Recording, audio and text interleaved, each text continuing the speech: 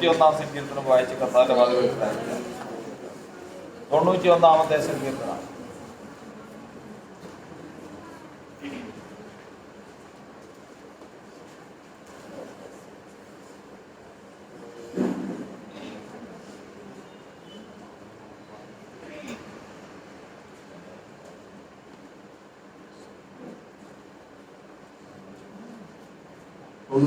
സങ്കീർത്തനം വാക്യപ്രതിവാക്യമായിട്ട് വായിക്കും. അത്യുന്നതന്റെ മറവിൽ വസിക്കുകയും സർവശക്തന്റെ നിഴലിൻ കീഴിൽ പാർക്കുകയും ചെയ്യുന്നവൻ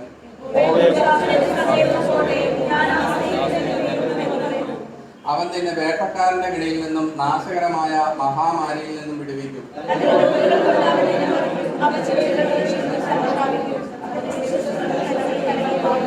രാത്രിയിലെ ഭയത്തെയും പകൽ പറക്കുന്ന അസ്ത്രത്തെയും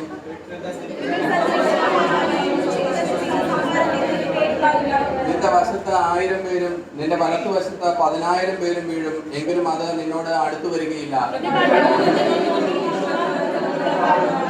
യഹോവേ, നീ എന്റെ സങ്കേതമാകുന്നു, നീ അത്യുന്നതനെ നിന്റെ വാസസ്ഥലമാക്കിയിരിക്കുന്നു. നിന്റെ എല്ലാ വഴികളിലും നിന്നെ കാക്കേണ്ടതിന് അവൻ നിന്നെ കുറിച്ച് തന്റെ ദൂതന്മാരോട് കൽപ്പിക്കും. സിംഹത്തിന്മേലും അണലിമേലും നീ ചവിട്ടും, ബാലസിംഹത്തെയും പെരുമ്പാമ്പിനെയും നീ മെതിച്ചു കളയും. അവൻ എന്നെ വിളിച്ചപേക്ഷിക്കും, ഞാൻ അവന് ഉത്തരമരുളും. കഷ്ടകാലത്ത് ഞാൻ അവനോട് കൂടെയിരിക്കും, ഞാൻ അവനെ വിടുവിച്ച് മഹത്വപ്പെടുത്തും. പ്രാർത്ഥിക്കാം. പരിശുദ്ധനായ ദൈവമേ, സ്വർഗ്ഗസ്ഥനായ നല്ല സമയത്തിനായി ഞങ്ങൾ കർത്താവിനെ സ്തുതിക്കുന്നു. കർത്താവിൽ നിന്ന് ഈ ആഴ്ച വിട്ടുന്ന 1-ാമത്തെ ദിവസം സഭാരാധനയ്ക്കായി കടന്നു വന്നു ഞങ്ങളെല്ലാവരും ആരാധിച്ച് കർത്താവിൻ്റെ വാസത്തിൽ നിന്ന് ഭക്ഷിച്ച് പാനം ചെയ്ത് കർത്താവിൻ്റെ നേതൃത്വരായി കർത്താവിൻ്റെ നാമത്തിൽ സാക്ഷ്യം പ്രാപിച്ചവരെ എഴുന്നേൽപ്പൻ കർത്താവിടെ വരുത്തുമാറാകണം. ജനത്തിനായി സ്തോത്രം. സാധിക്കാതിരിക്കുന്ന എല്ലാവരെയും ഒരിക്കൽ കൂടി തൃക്കരങ്ങളിലേക്ക് ഏൽപ്പിക്കുന്നു. ഞങ്ങൾക്ക് വേണ്ട സ്വർഗീയ അനുഗ്രഹം കർത്താവുന്ന സ്വർഗത്തിൽ നിന്ന് ദിവസത്തിലേക്ക് മാത്രമേ ഞങ്ങൾക്ക് നൽകി ദൈവമായിരുന്നു സ്തോത്രം ചെയ്യുന്നു. പ്രാർത്ഥന കേട്ടിരിക്കാൻ സ്തോത്രം. വായന സങ്കീർത്തനായ സ്തോത്രം യേശുവിന്റെ നാമത്തിൽ തന്നെ. നമുക്കിരിക്കാം.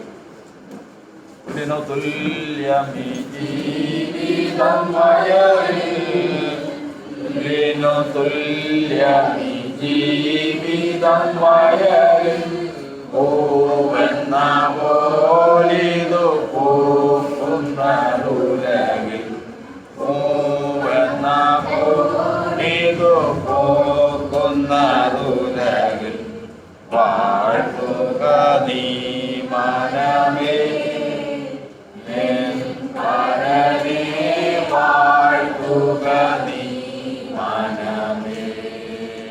വാഴ്ത്തുക നീ മനമേ, വാഴ്ത്തുക നീ മനമേ, കർത്താവിൻ്റെ പരിശുദ്ധ നാമത്തിന് മഹത്വമുണ്ടാകട്ടെ. ഈ ആഴ്ചവട്ടത്തിൻ്റെ 1-ാമത്തെ ദിവസം ദൈവസഭയ്ക്ക് ക്രിസ്തുയേശുവിൻ്റെ ധന്യമായ നാമത്തിൽ സ്നേഹവന്ദനത്തെ അറിയിക്കുകയാണ്. കഴിഞ്ഞ ഒരാഴ്ചവട്ട കാലം നമ്മെ വിട്ട് കടന്നുപോയി. പുതിയ ഒരു ആഴ്ചവട്ടത്തിൻ്റെ 1-ാമത്തെ ദിവസത്തിലേക്ക് കർത്താവ് നമ്മെ കൊണ്ടുവന്നിരിക്കുകയാണ്. കഴിഞ്ഞ ആഴ്ച മാത്രമല്ല, ഇന്നുവരെയും കർത്താവ് നമുക്ക് നല്ലവനായിരുന്നു. അതിൻ്റെ കാരണം ദൈവത്തിൻ്റെ സന്നദ്ധയിൽ ന്യായപ്രമാണത്തിൽ ഏറ്റവും കനം കൂടിയ 3 കാര്യങ്ങളുണ്ട്. അതൊക്കെയാണ് ന്യായം, കരുണ, വിശ്വസ്തത എന്ന് പറയുന്ന 3 കാര്യങ്ങൾ ന്യായപ്രമാണത്തിൻ്റെ ഏറ്റവും കാതലായ 3 കാര്യങ്ങളാണ്. അതൊക്കെയാണ് ന്യായം, കരുണ, വിശ്വസ്തത. ഇത് 3ഉം ആരുടെ സ്വഭാവമാണ്? നമ്മുടെ കർത്താവിൻ്റെ സ്വഭാവമാണ്. അവൻ ന്യായം പ്രവർത്തിക്കുന്നവനാണ്, നമ്മോട് കരുണയുള്ളവനാണ്. നമ്മൾ അവിശ്വസ്തരായി തീർന്നാലും അവൻ വിശ്വസ്തനായി പാർക്കുന്നവനാണ്. അതാണ് അവൻ്റെ സ്വഭാവം. എൻ്റെ സ്വഭാവം അതാണ്, ദൈവിക സ്വഭാവമാണ്. അതുകൊണ്ട് വചനം പറയുന്നത് ആ സ്വഭാവം തന്നെ അവൻ സഭയിലുള്ള മനുഷ്യരിലും പ്രതീക്ഷിക്കുകയാണ്. ഉദാഹരണ സ്തോത്രം നമ്മൾ പഠിച്ചിട്ടുണ്ട്. ഏറ്റവും ഭൂമിയിലുള്ള പാനീയങ്ങളിൽ ഏറ്റവും നല്ല പാനീയം, ഏറ്റവും പേര് കേട്ട പാനീയം ഏതാ? മുന്തിരിവള്ളി, മുന്തിരിച്ചാറ്. മുന്തിരിച്ചാറാണ് ഏറ്റവും മുന്തിരിച്ചാറിനുള്ള പ്രത്യേകത എന്താ? മുന്തിരിച്ചാറിനുള്ള പ്രത്യേകത ഏതാ? ഒരു മുന്തിരിച്ചാറ് വെക്കാൻ വലിയ വിലയൊന്നുമില്ല.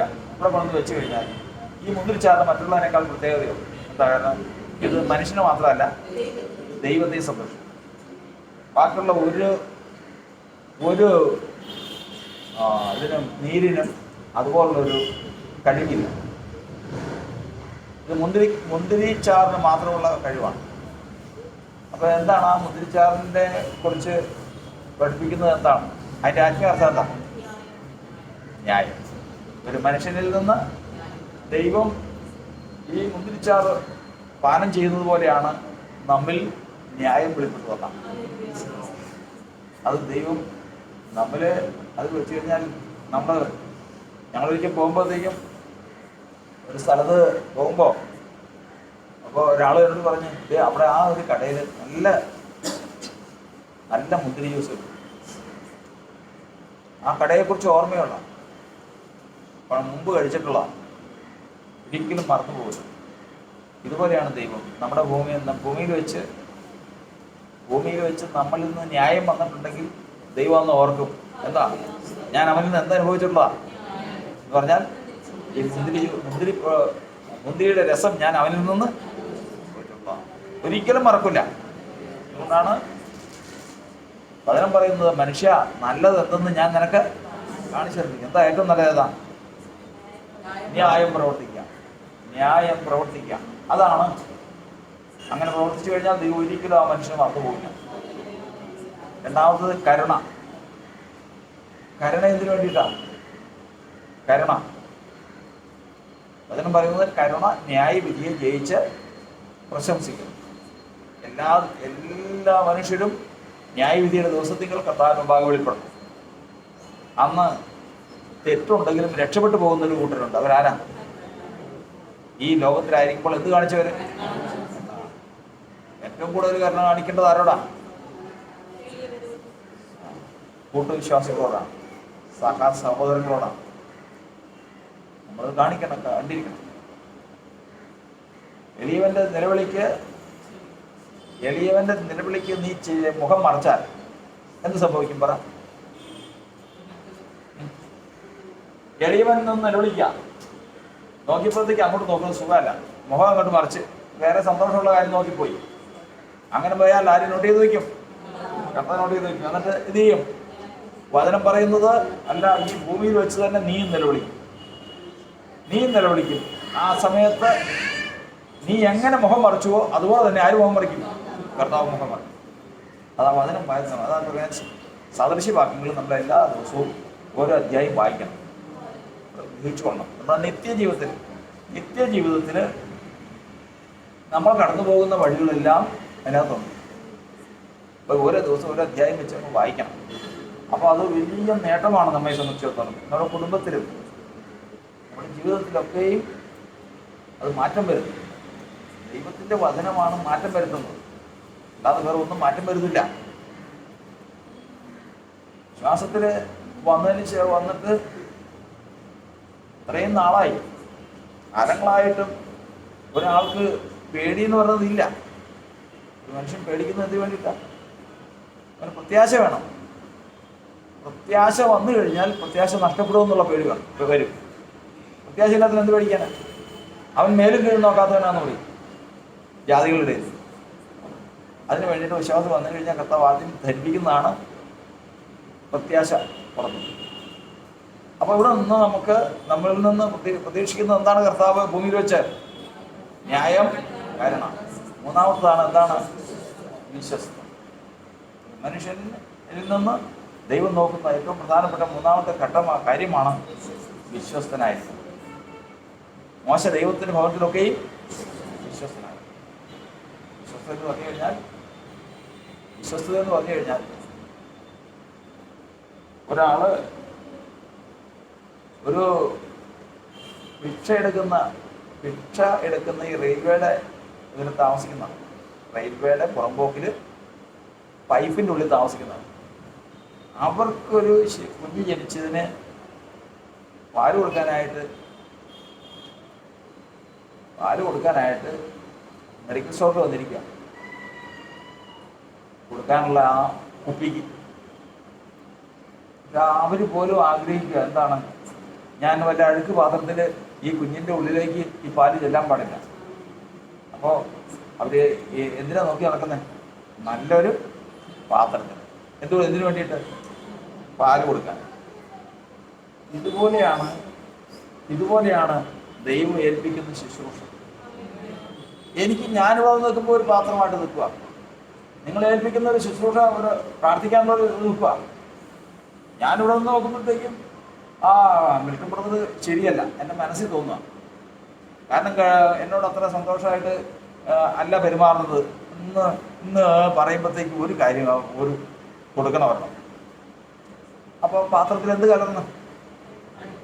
ഉടമസ്ഥൻ, അദ്ദേഹത്തിൻ്റെ പിതാവ്, അദ്ദേഹത്തിന് ഇത്തിരി പാല് കൊടുക്കാനായിട്ട് ഒരു പാത്രമായിട്ട് എന്നെ കൊണ്ട് നിർത്തിയിരിക്കുന്നത്. ഈ പാത്രത്തിൽ എന്തുണ്ട്? പറ. അഴുക്കുണ്ട്. അങ്ങനെ എടുത്തു പോകാൻ പാടില്ല. അതാണ് ഏറ്റവും വലിയ അവിശ്വസത. ദൈവം സഭയ്ക്ക് വേണ്ടി പ്രാർത്ഥിക്കാൻ ഏൽപ്പിച്ചെങ്കിൽ അവിടെ വന്നിരുന്നതിന് ശേഷം വേണ്ട, ഇച്ചിരി കളയുക കൂടുതല, ഇതൊന്നും പറയാനല്ല നമ്മൾ വിളിച്ചിരിക്കുന്നത്. അവിടെ വന്നിരിക്കുമ്പോൾ ദൈവം പ്രേരിപ്പിക്കും ഇന്നയാൾക്ക് വേണ്ടി പ്രാർത്ഥിക്കാൻ. അത് ശത്രുവായിരിക്കാം, അത് ഏതെങ്കിലും തരത്തിൽ വഴിവെട്ടി നടക്കുന്നവനായിരിക്കാം. പക്ഷെ ചെയ്തേ പറ്റൂ. കാരണം വിശ്വസ്തത തെളിയിക്കണമെങ്കിൽ അതേ നോക്കും, അത് നിർത്തിയില്ല.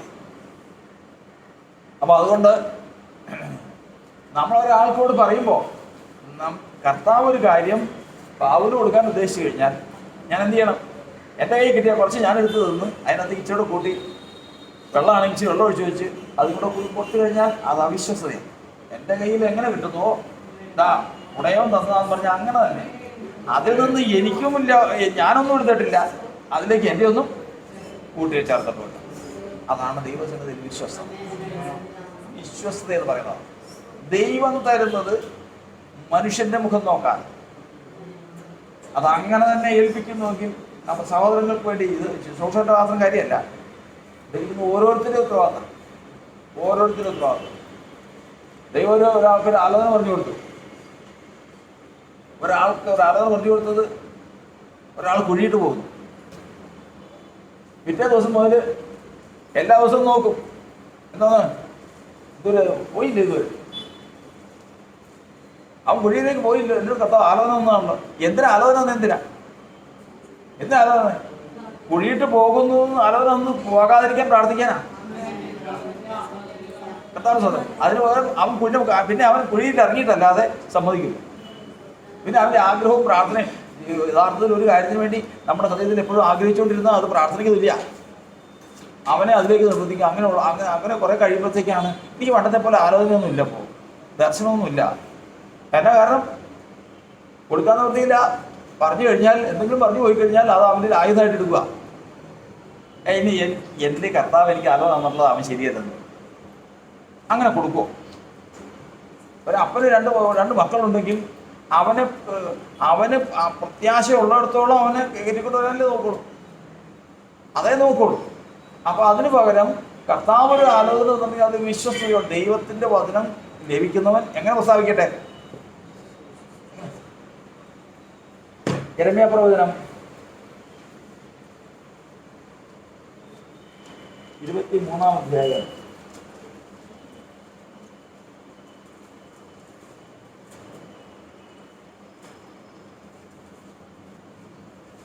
28-ാം വാക്യം. സ്വപ്നം കണ്ട പ്രവാചകൻ സ്വപ്നം വിവരിക്കട്ടെ. എന്റെ വചനം ലഭിച്ചിരിക്കുന്നവൻ എങ്ങനെ പ്രസ്താവിക്കട്ടെ? വിശ്വസ്തയോടെ. എന്നോട് എന്ത് ചെയ്യരുത്? കൂട്ടരുത്. എന്നോട് എന്ത് ചെയ്യരുത്? കുറയ്ക്കരുത്. കുറയ്ക്കുകയും ചെയ്തത് അങ്ങനെ തന്നെ. എങ്ങനെ പ്രസ്താവിക്കണം? വിശ്വസ്തത. ഇതാണ് ദൈവസന്നിധിയിൽ വിശ്വസ്തത എന്ന് പറയുന്നത്. അതാണ് വചനം. നമ്മൾ 12-ാം സങ്കീർത്തനം പറയുന്നത്, യഹോവേ ഭക്തന്മാർ കുറഞ്ഞിരിക്കുന്നു, വിശ്വസ്തന്മാർ ഭൂമിയിൽ കുറഞ്ഞു. വളരെ കുറവാണ് ഈ കന്ത്യകാലത്ത് വിശേഷാൽ. എന്നാൽ കർത്താവ് ഈ 3 കാര്യങ്ങളിൽ ശ്രദ്ധയോടെ നോക്കിക്കൊണ്ടിരിക്കുക. അതാ കർത്താവ് പറഞ്ഞിരിക്കുന്നത്, എന്ത് കിട്ടിയാലും അതിന് ദശാംശം കൊടുക്കും, ഏത് കാര്യം. അപ്പൊ അങ്ങനെ കാര്യങ്ങളെല്ലാം ചെയ്യും. പക്ഷേ ന്യായപ്രമാണത്തിൽ ഘനമായത് ചെയ്യുകയില്ല. ന്യായപ്രമാണത്തിൽ ഘനമുള്ളത് ഏതാ? ന്യായം, കരുണ, വിശ്വസ്തത ഇത് ചെയ്യില്ല, മറ്റൊക്കെ കൊടുക്കും. അപ്പോൾ ഇതിന് രണ്ട് വശമുണ്ട്. ഭൗതികമായി ദശാംശവും കിട്ടുന്നതിലൊക്കെയും കൃത്യമായിട്ട് ദൈവത്തിന് കൊടുത്തുകൊണ്ടിരുന്ന ദൈവം ഭൗതികമായിട്ടൊക്കെ വർദ്ധിപ്പിക്കും, അനുഗ്രഹിക്കും. പക്ഷേ ഇപ്പുറത്തെ വശം എങ്ങനെ നടക്കും? കാഴ്ച കിടക്കും, അതറിയില്ല. ഇതുമായിട്ട് താരതമ്യപ്പെടുന്നുണ്ട്. ഇപ്പം അന്ന് നല്ല അനുഗ്രഹത്തിൻ്റെ സമയം, അവൻ നല്ല ആത്മീയതരാണ്. ഒരിക്കലും അങ്ങനെയല്ല. ദൈവത്തിൻ്റെ വചനം പറയുന്നത് ദൈവം നോക്കുന്നത് ഈ മൂന്ന് കാര്യങ്ങളാണ്. ഇവനിൽ എന്തൊക്കെ ഉണ്ടോ? ന്യായം, കരുണ, ഇത്രയും കാര്യങ്ങൾ ദൈവം നമ്മിൽ നിന്ന് അനുഭവിച്ചിട്ടുണ്ടെങ്കിൽ ആ ദിവസം, മഹാദിവസം, നിശ്ചയമായിട്ടും പ്രതിഫലമില്ലാതിരിക്കില്ല. പ്രതിഫലമുണ്ട്. കർത്താവ് തന്നെ അനുഗ്രഹിക്കുമാറാകും. ആരാധനയുടെ ദിവസമാണ്. ദൈവത്തിൻ്റെ വചനത്തിൽ നമ്മൾ ഗ്രഹിക്കും പ്രകാരം കർത്താവിനെ ആരാധിപ്പാൻ കർത്താവ് നമ്മെ കൂട്ടിവരുത്തിയതാണ്. നമ്മൾ വചനത്തിൽ നിന്ന് പഠിച്ചിട്ടുള്ളത് പോലെ ആരാധനിക്കാൻ വരുന്നവന് ഒരിക്കലും ഉണ്ടാകാൻ പാടില്ലാത്ത ചില കാര്യങ്ങളുണ്ട്. അതൊക്കെയാണ്. അബ്രഹാമിനോട് കർത്താവ് പറഞ്ഞു, വരാനിരിക്കുന്ന ഒരു ജനം ഭയം കൂടാതെ തന്നെ ആരാധിക്കാം. അപ്പോൾ എന്തുണ്ടാകാൻ പാടില്ല? ഭയം ഉണ്ടാകാൻ പാടില്ല. ഞാൻ ഈ ജനത്തെ നോക്കി അത് ദുശാഠ്യമുള്ള ജനമൊന്ന് കാണുന്നു. അപ്പോൾ എന്തുണ്ടാകാൻ പാടില്ല? ദുശാഠ്യം ഉണ്ടാകാൻ പാടില്ല. മൂന്നാമത്തത്, അവർ മരുഭൂമിയിൽ വെച്ച് അധികം മോഹിച്ചു. അവർക്ക് എന്തുണ്ടാകാൻ പാടില്ല? ദുർമോഹം ഉണ്ടാകാൻ പാടില്ല. സ്തോത്രം. മറ്റൊന്ന്, അവർ യഹോവയുടെ വിശുദ്ധനായ അഹരോനോട് അസൂയപ്പെട്ടു. എന്തുണ്ടാകാൻ പാടില്ല? അസൂയ ഉണ്ടാകാൻ പാടില്ല. അപ്പോൾ ദൈവത്തെ ആരാധിപ്പാൻ മിസ്രൈമിൽ നിന്ന് പുറപ്പെട്ടു വന്ന ജനത്തിന് ഒരിക്കലും ഉണ്ടാകാൻ പാടില്ലാത്ത ചില കാര്യങ്ങളാണ്. ഇതൊക്കെയാണ്: ഭയം, ശാഠ്യം, ദുർമോഹം, അസൂയ ഉണ്ടാകാൻ പാടില്ല. കാരണം ഇതോടുകൂടി ഇരുന്ന് ആരാധിച്ചു കഴിഞ്ഞാൽ വെറുതെ ഇരുന്ന് ആരാധിക്കണം. അതുകൊണ്ടാണ് വചനം പറയുന്നത് ആരാധന അവർക്കുള്ളതാണ്. ആർക്കാ? ഇസ്രായേലിയർക്കുള്ളതാണ്. ഇസ്രായേലിയനെ ആരാധിക്കാൻ വരുന്നവന് ഏറ്റവും മുഖ്യമായിട്ട് ഈ 4 കാര്യങ്ങൾ ഉണ്ടാകാൻ പാടില്ല. അതുണ്ടാകാൻ പാടില്ല. അതുകൊണ്ടാണ് ദൈവത്തിൻ്റെ വചനത്തിൽ നമ്മൾ പഠിക്കുന്ന ഭയം കൂടാതെ ആരാധിക്കും. ദൈവം വിശ്വാസത്തിലേക്ക് വരുന്നു കഴിയുമ്പോൾ ഒരാൾക്ക് ഭയം ഉണ്ടാകാതിരിക്കണമെങ്കിൽ നമ്മൾ ലോകത്തിൽ എങ്ങനെ നടന്നവരാണ്? ലോകത്തെ ഭയപ്പെട്ട് നടന്നവരാണ്. വിശ്വാസത്തിൽ വരുന്നതിന് മുമ്പ് മരണത്തെ ഭയപ്പെട്ട് നടന്നവരാണ്. എന്നാൽ ദൈവത്തെ അറിഞ്ഞതോടുകൂടി ആ ഭയം എങ്ങോട്ട് മാറി? ദൈവത്തെ ഭയപ്പെട്ടു. ഇന്ന് ലോകത്തെ ഭയമില്ല. പിന്നെ ആരെ ഭയം? ദൈവത്തെ മാത്രം. ദൈവത്തെ. അപ്പോൾ ആരാധിക്കുന്നവർക്ക് വേണ്ട ഭയമാണ് ഏത് ഭയം? ദൈവഭയം. ദൈവഭയമുള്ളവനാണ് ദൈവത്തെ ആരാധിക്കുന്നത്. മരണഭയമുള്ളവർ ദൈവത്തെ ആരാധിക്കാൻ പാടില്ല. കാരണം ഇസ്രായേൽ ജനത്തിന്റെ പരാജയമാണ് ഈ 4 കാര്യങ്ങളിൽ കൂടി നമ്മെ പഠിപ്പിക്കുന്നത്. ദൈവസന്നിധിയിൽ ഭയമില്ലാതെ ആരാധിച്ച്, അസൂയയില്ലാതെ, ദുർമോഹമില്ലാതെ, ശാഠ്യമില്ലാതെ ദൈവത്തെ ആരാധിച്ച് സാക്ഷ്യം പ്രാപിപ്പാൻ വിളിക്കപ്പെട്ട ജനമാണ് നാം ഓരോരുത്തരും. അതുകൊണ്ട് നാം കർത്താവ് ആഗ്രഹിക്കും പ്രകാരമുള്ള ഒരു ആരാധന നമ്മിൽ നിന്ന് വെളിപ്പെട്ട് വരുവാൻ കർത്താവ് നമ്മെ സഹായിക്കുമാറാണ്. നമ്മളിന്ന് വായിച്ച സങ്കീർത്തനം 91-ാം സങ്കീർത്തനമാണ്. 91-ാം സങ്കീർത്തനം കാണാതെ അറിയാൻ പാടില്ലാത്തത് തന്നെ ചുരുക്കമാണ്. 91-ാം സങ്കീർത്തനം പണ്ടൊക്കെ വായിക്കുന്നത് എവിടെയാണെന്നറിയോ? എന്തെങ്കിലുമൊക്കെ എൻ്റെ പേടി കിട്ടുമ്പോഴും അങ്ങനെയൊക്കെയുള്ള സമയത്താണ് 91-ാം സങ്കീർത്തനം വായിക്കുന്നത്. ഈ 91-ാം സങ്കീർത്തനത്തിൽ പ്രധാനപ്പെട്ട കാര്യങ്ങൾ, അന്ന് ഏതാ പ്രധാനപ്പെട്ട കാര്യം എന്നറിയാം? ഒരു ബാധയും നിന്റെ കൂടാരത്തിന് അടുപ്പില്ല. അപ്പോൾ ബാധ വരുമ്പോൾ ഉടനെ തന്നെ വായിക്കാനുള്ള സങ്കീർത്തനമാണ് ഇത്.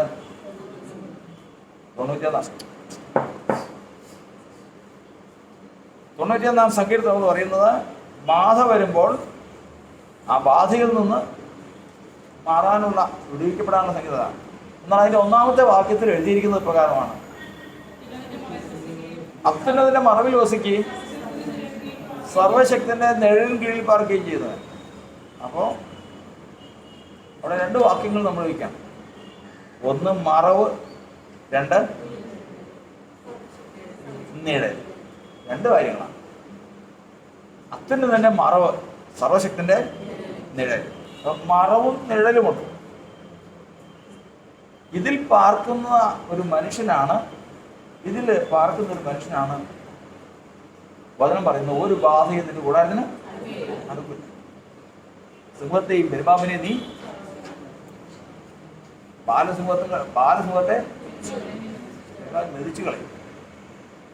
പത്രമായ ഉറപ്പാണ് ഇവർക്ക്. അപ്പൊ നമ്മളിത് പറയും, വിശ്വാസത്തിലേക്ക് വന്നു കഴിഞ്ഞാൽ നമുക്ക് എല്ലാവർക്കും ലഭിക്കുന്നതാണ്. ശരിയാ, എല്ലാവർക്കും ലഭിക്കുന്നതാണ്. പക്ഷെ യഥാർത്ഥത്തിൽ ഇത് ഈ സംരക്ഷണം ലഭിക്കുന്ന ആളുകളെന്ന് പറയുന്നത് ഈ 2 കൂട്ടരാണ്. ആർക്കാണ്? മറവിലും നിഴലിലുമുള്ളത്. മറവേതാ, നിഴലേതാ? യെശയ്യാപ്രവചനം 49 അധ്യായത്തിന്റെ 1-ാം വാക്യം ഒരു വായിക്കാം.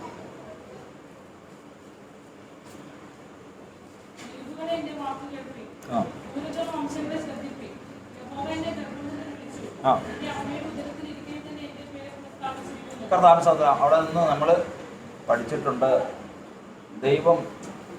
ദൈവം തനിക്കുള്ളവരെ എവിടെ മുതൽ വിളിക്കുക? ഗർഭം മുതൽ. അപ്പോൾ ദൈവം അങ്ങനെ വിളിച്ചുകൊണ്ടിരിക്കുക. നമ്മൾ കേട്ടിട്ടില്ല. പക്ഷെ ഗർഭം മുതൽ വിളിച്ചുകൊണ്ടിരിക്കുക.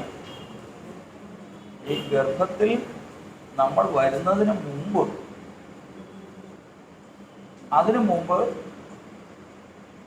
ഈ ഗർഭത്തിൽ നമ്മൾ വരാനുണ്ടായ കാരണം ദൈവത്തിന്റെ വചനത്തിൽ നമ്മൾ പഠിക്കുന്നത് ഒരു ജന്മം ആരംഭിക്കാൻ സമയത്ത് ഇവർ 2 കൂട്ടരും വരും. ആരൊക്കെ? ദൈവവും ദുഷ്ടനും വരും, പിശാചും വരും. അപ്പൊ പിശാചിന്റെ ആഗ്രഹം എന്താ? അവന്റെ കയ്യിലുള്ള ഒരാളെ ഇതിൽ ജനിപ്പിക്കണമെന്ന് അവന്റെ ആഗ്രഹം. അവന്റെ കയ്യിലുള്ള, അവന്റെ പുസ്തകത്തിലുള്ള ഒരാളെ ഇതിനകത്ത് ജനിപ്പിക്കണം. അവൻ ജനിപ്പിക്കുന്നത് എന്തിനു വേണ്ടിയിട്ടാണ്? ദുഷ്ടൻ ഒരാളെ ഗർഭത്തിൽ ജനിപ്പിച്ചു കഴിഞ്ഞാൽ, ഒരു സ്ത്രീയുടെ ഗർഭത്തിൽ ഒരു ജന്മം ദുഷ്ടന്റെ പ്രജയെ കൊടുത്തു കഴിഞ്ഞാൽ അവന്റെ ഉദ്ദേശം അതൊക്കെയാണ്. സിയോനെ പകയ്ക്കുന്നവർ ലജിച്ചു പോകും. അവൻ ആരെ പകയ്ക്കണം? സിയോനെ പകയ്ക്കണം. പിന്നെ നീതിമാനെ പകയ്ക്കുന്നവർ ശിക്ഷ അനുഭവിക്കും. അവൻ ആരെ പകയ്ക്കണം? നീതിമാനെ പകയ്ക്കണം. അപ്പോൾ ഈ കാര്യങ്ങൾക്ക് വേണ്ടിയിട്ടാണ്, ദൈവജനത്തെ ഉപദ്രവിക്കാൻ വേണ്ടിയിട്ടാണ് ആരെ ജനിപ്പിക്കുന്നത്? അവർക്ക് പറയാം, ദുഷ്ടനെ ജനിപ്പിക്കുന്നത്. അപ്പൊ ദുഷ്ടൻ തന്റെ പ്രജയെ ജനിപ്പിക്കുന്നതിന് ഉദ്ദേശമുണ്ട്. ആ ഉദ്ദേശം എന്ന് പറയുന്നത് നീതിമാനെ ഉപദ്രവിക്കണം. അവസാനം അവൻ എങ്ങനെ നശിക്കും എന്ന് പറയും. അനർത്ഥം ദുഷ്ടനെ കൊല്ലും. ഒരു ദിവസം അനർത്ഥം വരും, അതിനാൽ അവൻ മരിച്ചു, അവൻ നശിച്ചു. അങ്ങനെയാണ് ദുഷ്ടന്റെ ആരംഭവും അവസാനം. അപ്പോൾ കർത്താവിന്റെ വചനം പറയുന്നത്, ഇത് വരുമ്പോഴേ തന്നെ ജീവൻ ആരംഭിക്കാൻ സമയത്ത്, ഗർഭം ആരംഭിക്കാൻ സമയത്ത് ഇത് ന്യായമെന്ന് കണ്ടു കഴിഞ്ഞാൽ, ആ ശിശുവിനെ കൊടുത്തു കഴിഞ്ഞാൽ, ദുഷ്ടന്മാർ ഗർഭം മുതൽ പിന്നെ കർത്താവ് ഇടപെടില്ല. കർത്താവ് വിളിയും പറിച്ചിലൊന്നുമില്ല എന്ന് പറഞ്ഞാൽ മനുഷ്യർക്ക് വേണ്ട എല്ലാ സംരക്ഷണവും അവർ കൊടുക്കുകയും ചെയ്യും. അത് ജയിച്ചു. എന്നാൽ തനിക്കുള്ളവരാണെങ്കിൽ ദൈവം തൻ്റെ പുസ്തകത്തിലുള്ള ഒരാളെയാണ് കൊടുക്കുന്നതെങ്കിൽ ആ സമയം മുതൽ എന്ത് ചെയ്തുകൊണ്ടിരിക്കും? വിളിച്ചുകൊണ്ടിരിക്കും. ഗർഭം മുതൽ വിളിച്ചുകൊണ്ടിരിക്കും. ഇതാണ് ഒരു മനുഷ്യനെ കുറിച്ച്. അതുകൊണ്ടാണ് ദൈവത്തിൻ്റെ സഭ ഈ വിഷയത്തിന്മേൽ ഏറ്റവും ബോധവാന്മാരായിരിക്കണം എന്ന് പറയും. ഏറ്റവും ശ്രദ്ധയോടെ ആയിരിക്കണം. അതിൻ്റെയൊക്കെ ഇത് നമ്മളീ പറയുന്നത്, ഈ വചനത്തിൽ നിന്നുള്ളത് കാര്യങ്ങൾ ഈ ലോകത്തിലെ ശാസ്ത്രീയ വശവുമായിട്ട് നമ്മൾ ഒത്തു നോക്കിക്കഴിഞ്ഞാൽ കൃത്യമായിട്ടറിയാം. അതായത് ഒരു ശിശു ജനിക്കുമ്പോൾ, യാക്കോബിൻ്റെ ആടുകൾ ജനിച്ചപ്പോൾ, ഈ ആട്ടിൻകൂട്ടത്തിൻ്റെ ശരീരത്തുള്ള പുള്ളിയും മറവും എവിടെ നിന്നാ വന്നേ? ദൈവത്തിൽ നിന്ന്. ഒക്കെ പറയാം. കുഞ്ഞുങ്ങൾ, ആട്ടുകുട്ടികൾ ഉണ്ടായപ്പോൾ അതിൽ നിന്ന് ഇങ്ങനെ നീളത്തിൽ വരയുണ്ട്, പുള്ളിയുണ്ട്. ഈ വരയും പുള്ളി എവിടെ നിന്നാണ്? ഈ കുഞ്ഞുങ്ങളുടെ തന്തയാടുണ്ട്, ഇതിനെ ജനിപ്പിച്ച മുട്ടാടുണ്ട്. ആ മുട്ടാട് അതിന് പുള്ളി ഉണ്ടായിരുന്നോ? അതിന് പുള്ളി ഉണ്ടായിരുന്നോ? അതിന് പുള്ളി ഉണ്ടായിരുന്നില്ല. പിന്നെ എന്ത് കണ്ടത്? അതിന്റെ മുമ്പിൽ തോലുരിച്ച് പുള്ളിയും മറുവും വെച്ച് അത് കണ്ടുകൊണ്ട് ഈ ആടുകൾ ചെനയേറ്റപ്പോൾ അതിൽ കൂടി വന്നതാണ് ഈ പുള്ളിയും മറുവും. ഉണ്ടായപ്പോൾ എന്തായി തീർന്ന? പുള്ളിയും മറുവും. ഈ പുള്ളിയും മറുവും എവിടെ നിന്ന് വന്നു ചോദിച്ചാൽ എന്ത് പറയും? മുട്ടാടുകൾ കണ്ട കമ്പിന്മേൽ ഉണ്ടായിരുന്ന പുള്ളിയും മറുവുമാണ് ഇന്നിവിടെ ഈ പുള്ളിയും മറുവായിട്ടുള്ളത്. ശരിയല്ലേ? അറിയാൻ പാടില്ലേ? ആദ്യമായിട്ട് കേൾക്കണ പോലെ ഒരു ഉൽപ്പത്തി പുസ്തകം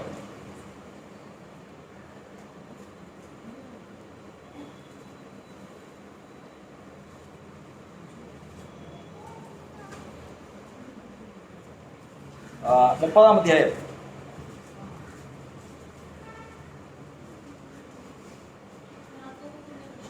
മുപ്പത്തിയാറാം വാക്യം, മുപ്പത്തഞ്ചാം വാക്യം,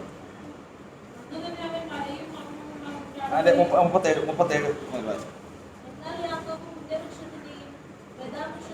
ഏതൊക്കെ വൃക്ഷം? പുന്നവൃക്ഷത്തിന്റെയും. ഒന്ന് ശ്രദ്ധിച്ച് നിങ്ങൾ ഈ ഒരു ഉഷാറില്ലാതിരിക്കണം. കാരണം എന്തൊക്കെ ഭയങ്കര നഷ്ടം വന്നതുപോലെ വചനം കേട്ടോണ്ടിരിക്കും. ശ്രദ്ധിച്ചു കഴിഞ്ഞാൽ എന്നതറിയാം, ശ്രദ്ധിച്ചില്ലെങ്കിൽ ഇതുപോലെ ഒരു എപ്പോഴും ക്ലോക്കിൽ നോക്കുന്നു. എപ്പോഴാ തീർന്നത്? ശ്രദ്ധിച്ചു കഴിഞ്ഞാലോ വേറെ ഒന്നും അറിയില്ല. നിങ്ങളിത് പ്രയോജനമുള്ളതായത്. അപ്പൊ കേൾക്കണം. ഏതൊക്കെ വൃക്ഷം? പുന്നവൃക്ഷത്തിന്റെയും ബദാവൃക്ഷത്തിന്റെയും അരിഞ്ഞ വൃക്ഷത്തിന്റെയും എടുത്ത്. അപ്പൊ ഈ കമ്പിന്റെ കളർ എന്നാ? ഇരുണ്ട കളറാ. അപ്പൊ അതിന്റെ തോല് ഉരിച്ചപ്പോ അതെന്തായി തീർന്നു? വെള്ളയായി തീർന്നു.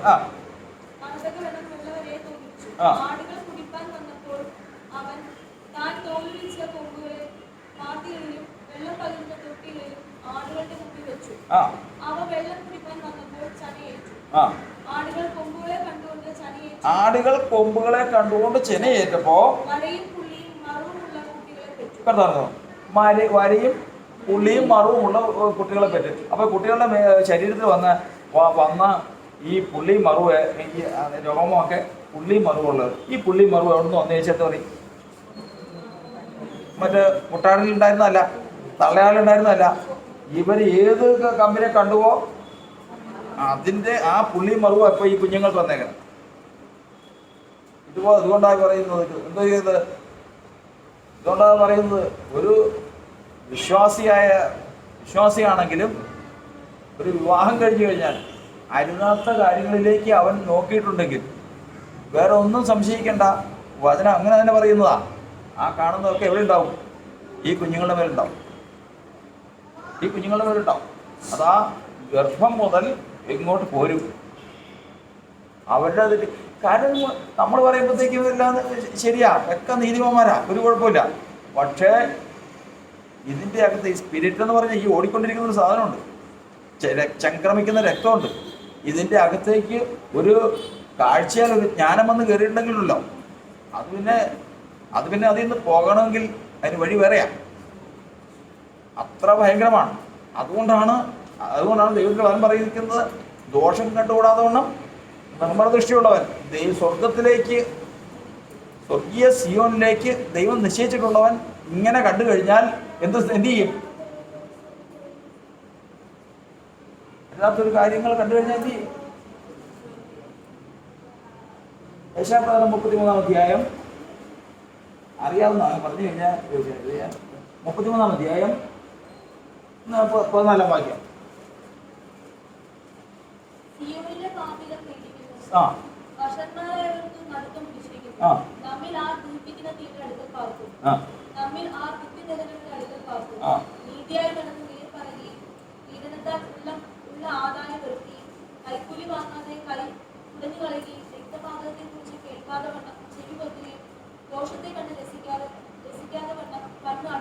അപ്പൊ ദോഷം കണ്ടു കഴിയുമ്പോ എന്ത് ചെയ്യും?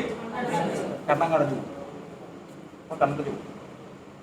ദുഷ്ടത കാണുമ്പോൾ സഹിക്കാൻ പറ്റില്ല.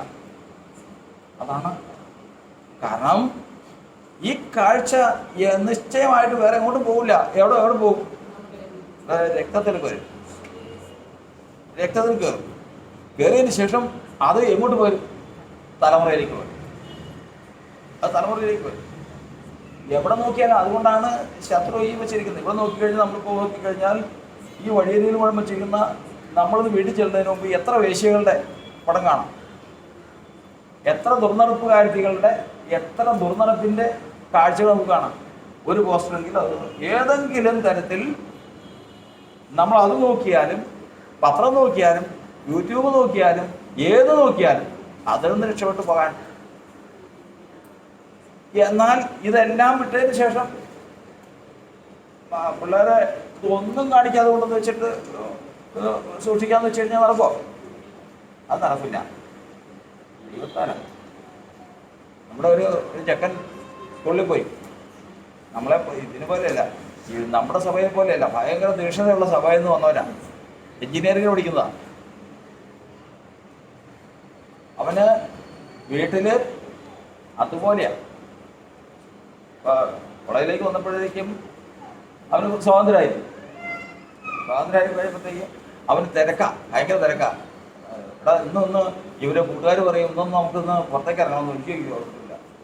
ഞാനിപ്പോൾ തന്നെ 87 വരെയുള്ള സിനിമയെ കണ്ടു തീർന്നപ്പോൾ ഇനി 87 മുതൽ ഇവിടം വരെ ഉള്ളത് കാണാൻ കിടക്കുകയാണ്.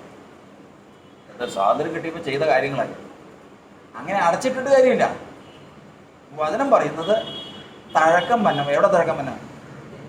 ഉറക്കെ പറ. എവിടെ തഴക്കം പന്നം? ഇന്ദ്രിയ തഴക്കം. അതായത് ഒന്നും കാണാതെ കണ്ട് മാറ്റി കൊച്ചിനെ മൂടിക്കൊണ്ടിടന്നും നടക്കില്ല. ദൈവത്തിൻ്റെ ആത്മാവ് തന്നെ ഈ വചനത്തിൻ്റെ പരിചയത്തിൽ, എങ്ങനെ പരിചയത്തിൽ? വചനത്തിൻ്റെ എത്രാമത്തെ പരിചയത്തിലാണ് ഇന്ദ്രിയ തഴക്കം പന്നെ? ഈ വചനം ആദ്യം എങ്ങനെ കിട്ടും? പാലായിട്ട്. അതിനുവേണ്ടി എന്തൊക്കെ കളയണം?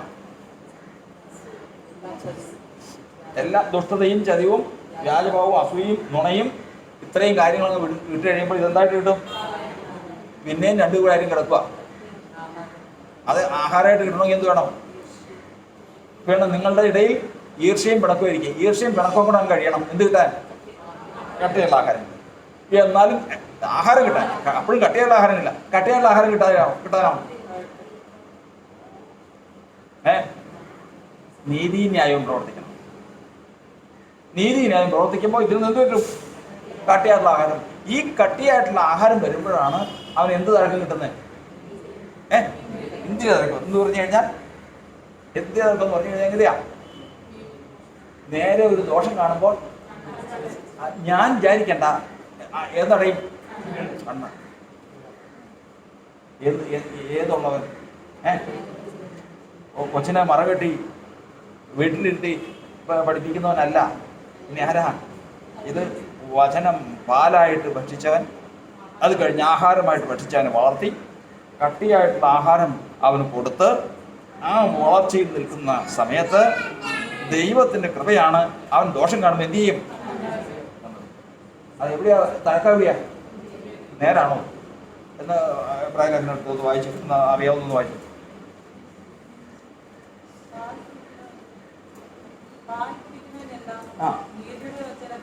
റെഫറൻസ് ഒന്ന് പറഞ്ഞോട്ടെ. 5:14 5:14 പ്രായലേഖനം 5:14. അയ്യോ,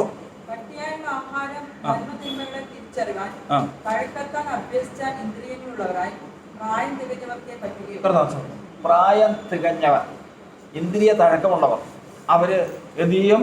ഇങ്ങനെയുള്ള കാര്യങ്ങൾ വരുമ്പോൾ കാണുമ്പോൾ തന്നെ എന്ത് ചെയ്യും? അവർ വിചാരിക്കേണ്ട, കണ്ണ് കേൾക്കുമ്പോൾ ചെവി തിരിച്ചു കളയും. അരുതാത്തത് വായിൽ വെച്ച് കഴിഞ്ഞാൽ അത് അങ്ങനെ തന്നെ അവർ സ്വീകരിക്കാം. ഇതാണ് ദൈവത്തിൻ്റെ വചനപ്രകാരം നമ്മൾ വളർച്ചയെക്കുറിച്ച് കാണും. അപ്പോൾ നമ്മളിവിടെ ചിന്തിക്കുന്ന കാര്യം വിട്ടുപോയി. എന്താണ്? മാതാപിതാക്കളുടെ കാര്യമാണ്. മാതാപിതാക്കൾ വരുമ്പോൾ വിവാഹിതരായി കടന്നു വരിക, അവർക്കൊരു പ്രജ വേണം. വളരെ നാളായിട്ട് പ്രാർത്ഥിക്കുന്നതാണ്. പ്രാർത്ഥിക്കുന്നതായിട്ട് ശരി തന്നെയാണ്. ശത്രു അവകാശം പറയുന്ന വാക്കെന്നറിയോ? വേറെ എങ്ങോട്ടും നോക്കണ്ട, അവൻ്റെ രക്തം ഒന്ന് നോക്കി. കാരണം ഒരു മനുഷ്യൻ്റെ രക്തത്തിൽ 2 കാര്യം വഹിക്കുന്നത് നമ്മൾ പഠിച്ചിട്ടുണ്ട്. ഏതൊക്കെയാണ്? നമ്മൾ കഴിക്കുന്ന ഭക്ഷണം, അത് രക്തം വലിച്ചെടുത്തതിന് ശേഷം അത് കൊണ്ടുപോയി ശരീരം പണിയും. പിന്നെ അടുത്തെന്താ പണിയാണ്? നമ്മൾ കേൾക്കുന്നതും കാണുന്നതുമായ വചനവും ജ്ഞാനവും എവിടെ പ്രവേശിക്കും? രക്തത്തിൽ പ്രവേശിക്കും. അതുകൊണ്ട് രക്തത്തിൽ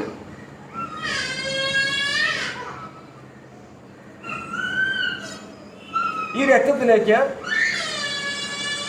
കർത്താവിന്റെ വചനത്തിൽ നമ്മൾ പഠിക്കുന്നത്, ഈ രക്തം ദൈവസന്നിധിയിൽ അവൻ അവകാശം പറയും തലമുറയായിട്ട് നിൽക്കുമ്പോൾ. അപ്പോൾ അതാണ് നമ്മൾ കഴിഞ്ഞ ദിവസം പറഞ്ഞത്,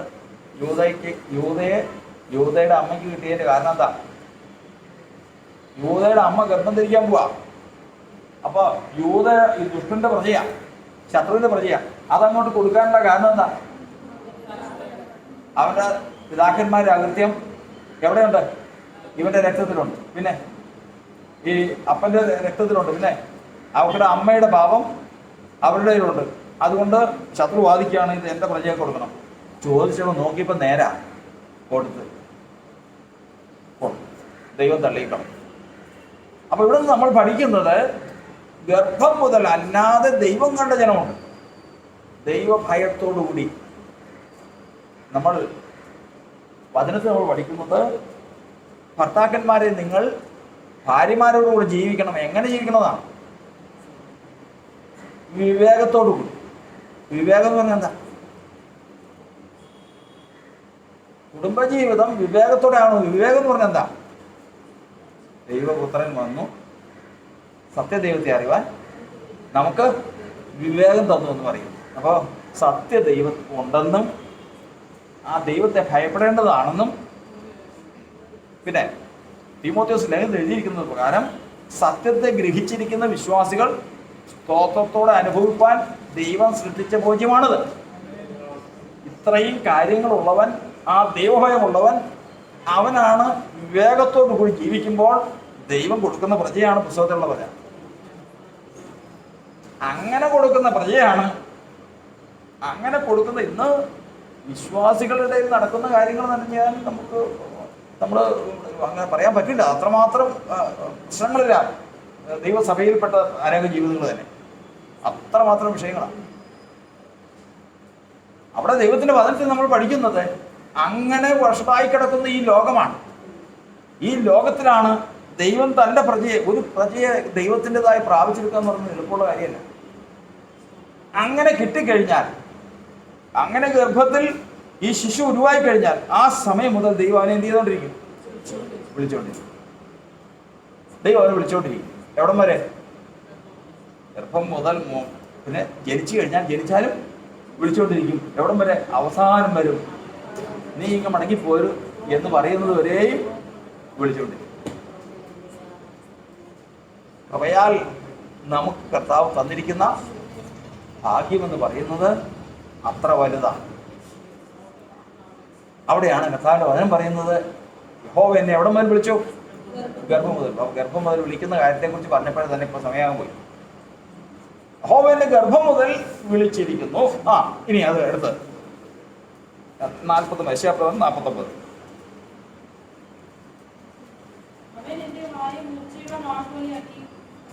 അവൻ എന്നെ വാൾ പോലെ മൂർച്ചയാക്കി.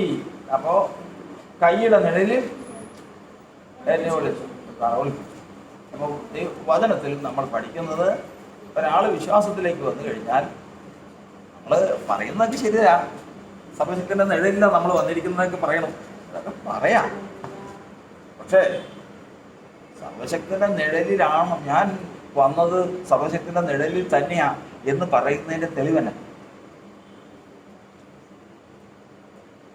ഞാൻ സർവശക്തനായ ഇതിന്റെ കൈയുടെ നിഴലിലാണ് ഞാനെന്ന് പറഞ്ഞു. നമ്മൾ 91 സങ്കീർത്തനം പറഞ്ഞു വന്നല്ലോ, അത്യുന്നതന്റെ നിഴലിൽ വസിക്കുകയും സർവശക്തന്റെ കീഴിൽ പാർക്കുകയും ചെയ്യുന്നവൻ യഹോവയെ കുറിച്ച് അവന്റെ സങ്കേതവും കോട്ടയും ഇതൊക്കെ ശരിയല്ല, എല്ലാം ഭാഗ്യമാണ്. പക്ഷേ ഈ കൈയുടെ നിഴലിലുള്ളവന്റെ ലക്ഷണം എന്താ? ഇപ്പൊ ഞാനും നമ്മളെല്ലാവരും ഇതിന്റെ കൈയുടെ നിഴലില്ല, സംശയമൊന്നും ഇല്ലെങ്കിൽ അതിന്റെ ലക്ഷണം എന്താ? വായിച്ചില്ലേ? അതുകൊണ്ട് വായിങ്ങനെയായിരിക്കും. എങ്ങനെ പോകുന്നു വെച്ചാ വാൾ പോലെ ആയിരിക്കും. അവരുടെ വായ എങ്ങനെയായിരിക്കും? വാൾ പോലെ മൂർച്ചയുള്ളതായിരിക്കും. അവിടെയാണ്. അപ്പം ദൈവസഭയിൽ കടന്നു വന്നതിന് ശേഷം എല്ലാവരും സർവസ്കൃത നിഴലില്ല എന്ന് പറയാൻ കഴിയും. പക്ഷെ ഒരിക്കലും അങ്ങനെയല്ല. ദൈവസഭയിൽ കടന്നു വന്നിട്ടുണ്ട്, ഞാൻ കർത്താവിന്റെ ചിറകൻ നിഴലിലാണെന്നൊക്കെ പറഞ്ഞാലൊക്കെ ശരി തന്നെയാണ്. പക്ഷെ അങ്ങനെ ഉണ്ടെങ്കിൽ അവരുടെ വായ എങ്ങനെ ഇരിക്കും? മൂർച്ചയുള്ള എന്ന് പറഞ്ഞാൽ മൂർച്ചയുള്ള വാൾപോലെ എന്ന് പറഞ്ഞു കഴിഞ്ഞാൽ മൂർച്ചയുള്ള വാൾപോലെ എന്ന് പറഞ്ഞു കഴിഞ്ഞാൽ അവൻ പറഞ്ഞാൽ അത് എന്ത് ചെയ്തിരിക്കും? സാധിച്ചിരിക്കും. അവൻ പറഞ്ഞാൽ അത് സാധിച്ചിരിക്കും. കാരണം എന്താ?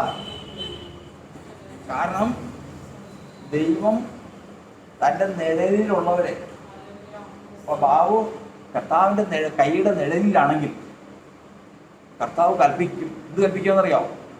ഇവൻ എന്തെങ്കിലും പറയുന്നുണ്ടോ എന്ന് നോക്കിക്കൊള്ളണം. ഇന്ന് രാവിലെ ബാബു പറയാ, എങ്ങനെയായാലും ഉച്ചയ്ക്ക് മഴ പെയ്യും, എങ്ങനെയായാലും ഉച്ചയ്ക്ക് മഴ പെയ്യും എന്ന് പറഞ്ഞു കഴിഞ്ഞാൽ കൈയുടെ നിഴലിലാണെങ്കിൽ ഉത്തരവാദിത്തം ആർക്കായി? ദൈവത്തിനായി. ഈ ഉച്ചയാകുമ്പോഴത്തേക്ക് എന്ത് ചെയ്തിരിക്കണം? മഴ പെയ്യിച്ചിരിക്കണം. ദൈവമായിട്ടുള്ള ബന്ധം മനസ്സിലാക്കണം. ഈ പദവി ആർക്കുണ്ടെന്ന്? ആർക്കാ? കൈയുടെ ചെറിയന്റെ കൈയുടെ നിഴലിലുള്ളവരുടെ കർത്താവിന് സ്വന്തമാണ്. അവർക്കാ ഒരു ബാധയും ബാധിക്കില്ലാതെ. നീ പാർക്കുന്ന ഇടം സാത്താന്റെ സിംഹാസനമുള്ളവരായിരുന്നാലും നീ ഭയപ്പെടേണ്ട കാര്യമില്ല. കാരണം നീ ആരുടെയൊക്കെ നിഴലില്ല? അവന്റെ ചിറകിന്റെ നിഴലില്ല. ഒരു വായിൽ നിന്നൊരു കാര്യം വന്നു കഴിഞ്ഞാൽ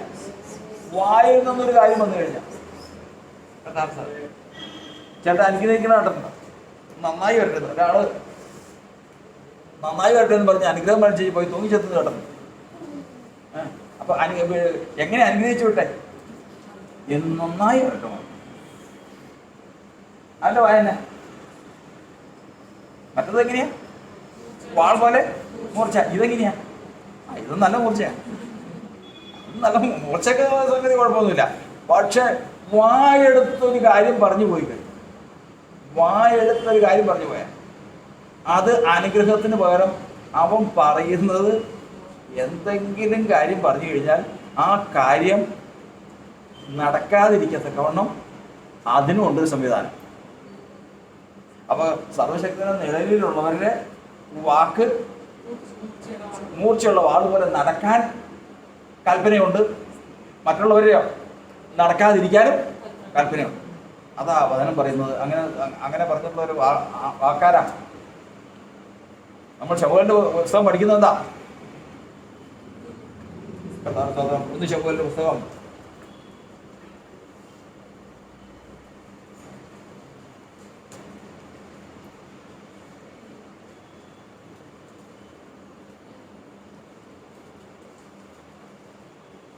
3:19.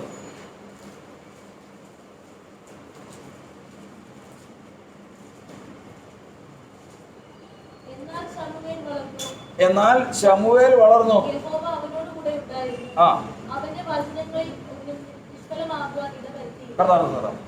അവൻ ഒരു വചനം പറഞ്ഞിട്ടുണ്ടെങ്കിൽ ഒരിക്കലും ദൈവം നീവില്ല, അത് നിഷ്ഫലമാകാൻ കർത്താവ് സമ്മതിക്കും. ഒരാൾ പറഞ്ഞ പോലെ ദൈവം ഇത് നീ എനിക്ക് വേണ്ടി പ്രാർത്ഥിക്കരുത് കേട്ടോ, കാരണം ഇത് പ്രാർത്ഥിച്ചപ്പോഴെല്ലാം പോരാട്ടം വന്നിട്ടുണ്ട്. അങ്ങനെയുള്ള ടൈപ്പുണ്ട്. കാരണം വിശ്വാസത്തിൽ വന്ന് വഷളായിട്ട് ദൈവത്തിൻ്റെ കരങ്ങളിൽ നിന്നും പോയി ദൈവസഭയ്ക്കും എല്ലാത്തിനും തലവേദനയായിട്ട് നടക്കുന്ന ജീവിതങ്ങളുണ്ട്. അവര് പക്ഷപാതം ചെയ്യാതിരിക്കണം നല്ലത്. ഒരാളെ പിടിച്ചോണ്ട് പോയപ്പോഴത്തേക്കും അവിടെ നാട്ടുകാർ പെരും കള്ളം വിളിച്ച് സ്ത്രീയോട് പറഞ്ഞ് അവൻ എൻ്റെ ആളെ ഒന്നും ചെയ്യരുതെന്ന് പറഞ്ഞ പോലെ. അല്ലെങ്കിൽ ഒന്നോ രണ്ടോ അടിയെ കിട്ടുമായിരുന്നു. റെക്കമെൻഡ് ചെയ്തതോടുകൂടി സംഗതി ആകെ പ്രശ്നമായി. ഇതുപോലെയാണ് അനേകരിരുന്ന് പ്രാർത്ഥിക്കുന്നത്. തച്ചിലിരുന്ന് പ്രാർത്ഥിക്കും. തച്ചിലിരുന്ന് പറയും. അത് അറിയാവുന്നവർ പറയും, എന്താ സഹോദര പ്രാർത്ഥിക്കണ്ട കേട്ടോ, പ്രാർത്ഥിച്ച് പ്രശ്നം ഉണ്ടാക്കാതിരുന്നാൽ മതി. എല്ലാവരും വായന എല്ലാം മുറിച്ചെന്നറിയും. ആ മൂർച്ച പറഞ്ഞു കഴിഞ്ഞാൽ ചെയ്തുകൊണ്ടിരിക്കും. അപ്പൊ ദൈവത്തിന്റെ വചനം പറയുന്നത് അവന്റെ ചിറകിന്റെ നിഴലിൽ, അവന്റെ കൈയുടെ നിഴലിലാണെങ്കിൽ അതെത്ര ഭാഗ്യമാണെന്നറിയാവോ? ആ ഭാഗ്യത്തിന്റെ പദവി എത്രയെന്നറിയാവോ? കാരണം അവന്റെ വായ എങ്ങനെയുള്ളതായിരിക്കും? മൂർച്ചയുള്ളതായിരിക്കും. വിശ്വാസത്തിൽ വന്ന് അത് കഴിഞ്ഞതിന് ശേഷം എന്താ അറിയാമോ? ഇങ്ങനെ വായന മൂർച്ചയുള്ളതായി കഴിഞ്ഞാൽ കർത്താവ് വിശ്വാസത്തിലേക്ക് കൊണ്ടുവന്ന ഏറ്റവും ആദ്യം ചെയ്യുന്ന പണിയാണ്. അല്ലാതെ കൊണ്ടുവരുമ്പോഴേ നിഴലിലേക്കല്ല കൊണ്ടുവരുന്നത്. വിശ്വാസത്തിലേക്ക് വരുമ്പോഴേ തന്നെ കൈയുടെ നിഴലിലല്ല കൊണ്ടുവരുന്നത്. കൊണ്ടുവന്നതിന് ശേഷം കൈയുടെ നിഴലിലാക്കാൻ വേണ്ടി എന്ത് ചെയ്തുകൊണ്ടിരിക്കുക? വായ മൂർച്ചയാക്കിക്കൊണ്ടിരിക്കുക. എങ്ങനെ? അധമമായതൊഴിച്ച് ഉത്തമമായത് പ്രസ്താവിക്കാൻ തക്കവണ്ണം വിശ്വാസത്തിൽ വന്നപ്പോൾ കർത്താവ് വായ വാൾപോലെ മൂർച്ചയാക്കിക്കൊണ്ടിരിക്കുക. എന്നിട്ട് വേണം ഇതിൻ്റെ അകത്തേക്ക് കൊണ്ടുവരാൻ. ഏതിൻ്റെ അകത്തേക്ക്? ഈ ചിറകിൻ നിഴലിലേക്ക് കൊണ്ടുവരാൻ വായ മൂർച്ചയായിട്ട് വേണം കൊണ്ടുവരാൻ. നാളുകളായി, വളരെ നാളുകളായി. ഓർപ്പയും എത്ര നാളായി എന്നറിയോ? ഓർപ്പയും രൂത്തും എലീമേലെക്കിന്റെ ഭവനത്തിൽ വന്നിട്ട്, പെന്തക്കോസ്താരുടെ ഭവനത്തിൽ, അതായത് നമ്മൾ പറയും വിശ്വാസികളുടെ ഭവനത്തിൽ വന്നതാ, ഇസ്രായേലിന്റെ ഭവനത്തിൽ വന്നതാ. ഭാഗ്യവശാൽ 10ാമത്തെ തലമുറ പോലും 10ാമത്തെ തലമുറ പോലും ഇവിടെ വരാൻ പാടില്ല. അവരുടെ ജാതിയിൽ നിന്ന് ഇസ്രായേൽ സഭയിൽ വരാൻ പാടില്ല, ദേവാലയത്തിൽ വരാൻ പാടില്ല. അങ്ങനെയൊരു സ്ഥാനത്ത് നിന്ന് രൂത്തും ഓർപ്പയും വന്നു, ഭംഗിയായിട്ട് ജീവിച്ചു. ഒരു തെറ്റും ഓർക്കാൻ. രണ്ടുപേരും ഒരുപോലെ തന്നെ അമ്മാവമ്മയ്ക്ക് ചെയ്തു. പക്ഷെ അവസാനം പോകാൻ സമയത്ത് പറഞ്ഞു, മക്കളെ നിങ്ങൾ ഇനി എൻ്റെ കൂടെ നിൽക്കണ്ട, നിങ്ങൾ നിങ്ങളുടെ വഴിക്ക് പോകും, ഇനി എൻ്റെ കൂടെ നിന്നിട്ട് കാര്യമില്ല എന്ന് എല്ലാം പറഞ്ഞു. ഒരു പറഞ്ഞു അവസാനം ഓർപ്പ അമ്മാവിയമ്മയെ ചുപ്പിച്ച് പിരിഞ്ഞു. രൂത്തോ അവളോട് പറ്റി നിന്നു. പറഞ്ഞ വാക്കെന്താ? നിന്റെ ദൈവം, നിന്റെ ജനം എൻ്റെ ജനം. നീ മരിക്കുന്നിടത്ത് ഞാനും മരിച്ചടക്കപ്പെടും. മരണത്താലല്ലാതെ നിന്നെയും എന്നെയും തമ്മിൽ വേർപിടിപ്പാൻ ആർക്കും സാധിക്കരുത്. കഥാസ്തോത്രം. നാം എങ്ങനെയുള്ളതായി? ഒന്ന് പറഞ്ഞേ. കല്യാണം കഴിഞ്ഞിട്ട് നാളത്രേ, വർഷങ്ങളായി. വിശ്വാസം വന്നിട്ട് നാളത്രേ, വിശ്വാസം വന്നിട്ട് നാളത്രേ. ഇന്നും കൈയുടെ നിഴലിലായിട്ടുണ്ടോ? കർത്താസ്തോത്രം. ഇന്നും കൈയുടെ നിഴലിലാകാൻ സാധിക്കാത്ത നിലയിൽ ആദരത്തിൽ നിന്ന് വരുന്നത് കേട്ടാലറിയാം. ആദരത്തിൽ വരുന്നത് കേട്ടാലറിയാം. അവള് അവിടെ നിന്ന് വിട്ടു, അമ്മാവിയമ്മയുടെ കൂടെ ചെന്നു. ഭാഗ്യവശാൽ ബോസിന്റെ വയലിൽ ചെന്നു. ബോസ് പറയുക, മകളെ വെറുക്കാൻ വേറൊരു വയലിൽ പോകണ്ട, എൻ്റെ ബാല്യക്കാരത്തോട് ചേർന്ന് നിന്നോ. അവള് പറയുക, ഞാൻ അന്യദേശക്കാരത്തിയായി, അന്യജാതിക്കാരത്തിയായിരിക്കെ ഇന്നിവിടെ വന്നപ്പോൾ നിനക്ക് ഇത്രമാത്രം കരുണ എന്നോട് തോന്നാൻ തക്കവണ്ണം അതെങ്ങനെ സാധിച്ചു?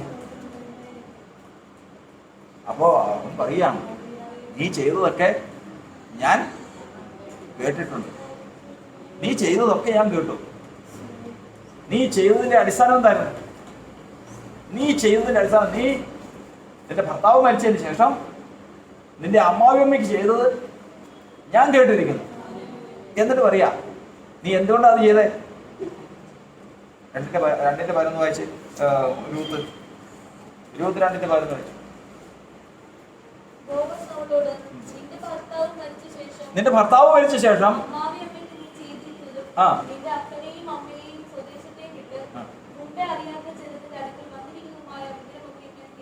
കർത്താവ് ഈ കാര്യമൊക്കെയും ആര് കേട്ടോ?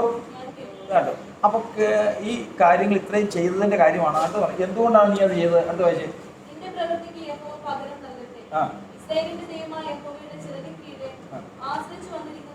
കർത്താവ്, നീ ഒരാശ്രയം കണ്ടിട്ടാണ് ഇതൊക്കെ ചെയ്തത്. ഒരാശ്രയം കണ്ടിട്ടാണ്. ഏത് ആശ്രയം? ഇസ്രായേലിന്റെ ദൈവത്തിന്റെ ചിറകിന്റെ നിൽക്കേണ്ടതാണ്. ഈ ആശ്രയം കണ്ട് ജീവിക്കുന്നവന്റെ വായ ദൈവം വാൾ പോലെ മൂർച്ചയാക്കൊണ്ടിരിക്കും. ദൈവ സഭയ്ക്കുള്ള ദൂതാണത്. കർത്താവ് സ്തോത്രം. നാളെ ഇസ്രായേലിന്റെ ദൈവമായ സൈന്യങ്ങളുടെ ദൈവത്തിന് തൻ്റെ കൈക്കൊരു നിഴലുണ്ട് ഭൂമിയിൽ. ആ നിഴലിൽ ഞാൻ വിശ്വാസത്തിൽ വന്നിട്ടേ ഉള്ളൂ. ഞാൻ ആ നിഴലിൽ എത്തിച്ചേരണം. ആ വന്നാലുള്ള പദവി വേറെയാണ്. അത് ലക്ഷ്യം വെച്ച് മുമ്പോട്ട് പോകുന്നവൻ്റെ വായ ദൈവം മൂർച്ചയാക്കിക്കൊണ്ടിരിക്കും.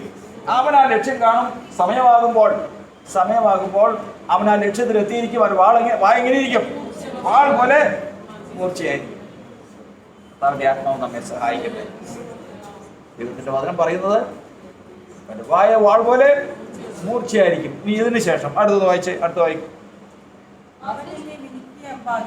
അവൻ എന്നെ മിനുക്കി അമ്പാക്കി തന്റെ പൂണിയിൽ മറച്ചു വെച്ചു. അപ്പോൾ രണ്ട് കാര്യങ്ങൾ നമ്മൾ പറഞ്ഞു. ഏതൊക്കെയാ? 91-ാം സങ്കീർത്തനത്തില് മറച്ചു, പിന്നെ നിഴലിന്റെ കീഴിൽ. മറവും നിഴലും. നിഴലിൽ വരുത്തിയത് എങ്ങനെയാ? വാൾ പോലെ മൂർച്ചയാക്കി. രണ്ടാമത്തത് അവൻ എന്നെ മിനുക്കി അമ്പാക്കി തന്റെ പൂണിയിൽ മറച്ചു വെച്ചു. സമയം മറച്ചു വെച്ചു. ഇനി അടുത്തത് വായിച്ച്. ഇസ്രായേലേ നീ എന്റെ ദാസൻ, ഞാൻ നിന്നിൽ മഹത്വീകരിക്കപ്പെടും. അപ്പൊ ആരിനെ മഹത്വീകരിക്കപ്പെടണേ? വാൾ പോലെ മൂർച്ചയായിരിക്കുന്നവനും കർത്താവിന്റെ പൂണിയിൽ മറഞ്ഞിരിക്കുന്നവനും ദൈവം തക്ക സമയത്ത് എടുത്തുപയോഗിക്കും. അവനിൽ കർത്താവിന്റെ നാമം മഹത്വപ്പെട്ടു. അതിനുവേണ്ടി ഈ ഓട്ടം കൊടുക്കും. അതിനുവേണ്ടി അതിന്റെ പ്രാരംഭ നടപടിയാ. ആദ്യം വിശ്വാസത്തിൽ വന്നു കഴിഞ്ഞാൽ കർത്താവ് തനിക്ക് എല്ലാ അനുഗ്രഹങ്ങളും നൽകി നടത്തും. കർത്താവിന്റെ ആഗ്രഹം ഇതാണ്. ഇവൻ ഈ അനുഗ്രഹം എല്ലാം പ്രാപിച്ചതിന് ശേഷം ഒരു ദിവസം എവിടെ വരണം? എൻ്റെ കൈയുടെ നിഴലിൽ വരണം. ആ സമയത്ത് അവന്റെ വായ എങ്ങനെയിരിക്കും? മൂർച്ചയുള്ള വാൾ പോലെയായിരിക്കും. മാത്രമല്ല അവൻ എങ്ങനെയിരിക്കും? മിനുക്കി അമ്പായിട്ട് അവന്റെ പൂണിയിലായിരിക്കും. ഇങ്ങനെ ആയിരിക്കുന്നവനെ ദൈവം എടുത്ത് ഉപയോഗിക്കുക. എങ്ങനെ എടുത്ത് ഉപയോഗിക്കും? ഇത് അവന്റെ പ്രവൃത്തി, അവന്റെ ജീവിതം കൊണ്ട് അവൻ ദൈവത്തെ മഹത്വപ്പെടുത്തി എന്ന് സാക്ഷി പ്രാപിക്കാൻ പോകും. അതാണ് ദൈവസഭയെ കുറിച്ച് ആഗ്രഹിക്കുന്നത് ദൈവം. അതാണ് കർത്താവിന്റെ വചനം 91-ാം സങ്കീർത്തനം നമ്മൾ വായിച്ചു കേട്ടത്. അത്യുന്നതന്റെ മറവിൽ വസിക്കുകയും സർവശക്തന്റെ നിഴലിൻ കീഴിൽ പാർക്കുകയും ചെയ്യുന്നവൻ. ദൈവസഭയെ നടത്തട്ടെ. ദൈവസഭയെ ദൈവം കർത്താവിന്റെ കൈയുടെ നിഴലിലേക്കും കർത്താവിന്റെ പൂണിയിലേക്കും നടത്തട്ടെ. ദൈവസഭയിൽ കൂടി ദൈവം നിശ്ചയിച്ചിട്ടുള്ള ജീവിതങ്ങൾ, ദൈവം മുൻകണ്ടിട്ടുള്ള ജീവിതങ്ങൾ, ദൈവത്തിന്റെ നാമം ഒരു മഹത്വം കൊടുക്കാൻ തക്കവണ്ണം ഈ നാളുകളിൽ പ്രവർത്തിക്കുവാൻ ഇടവരുമാനാകട്ടെ. നമുക്ക് ദൈവങ്ങളിലേക്ക്. പാപത്താൽ എന്നിൽ വന്ന ശാപക്കറകൾ നീക്കി, പാപത്താൽ